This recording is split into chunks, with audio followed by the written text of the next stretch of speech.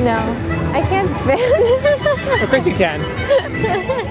We went to school at the University of Pennsylvania in Philadelphia. This really cute girl was living in a house down the street with a bunch of my friends. And then sometimes Josh would come over to do homework or copy my homework. Well, I'd copy her homework, just use it as an excuse to see her all the time. He finally asked me out on a date, and we went out to dinner. That was that. We've been together ever since.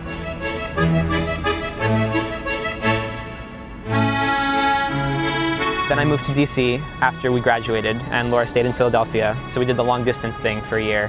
Which was terrible. It was terrible. Josh had to take the Chinatown bus. He would always skip his bus on Sunday night and take the train back at early Monday 5:30 morning. in the morning on Monday so that we could spend Right to the office. the rest of the day with me. Yep. We hated being apart so much. I just knew that I didn't want to do that anymore. And even DC to Philadelphia was too far away, so that really made it feel a lot more real. I knew I was going to come to New York to go to law school after a year, and so I asked Laura to come with me. I love Philadelphia and was really happy there, and then Josh wasn't there and I loved it less. And after enough time of being apart, she was like, okay, you're right.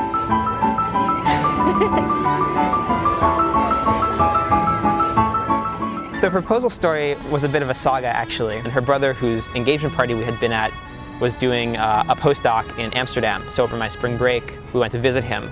And I secretly arranged that we would go to Rome after Amsterdam. She didn't know I had ulterior motives.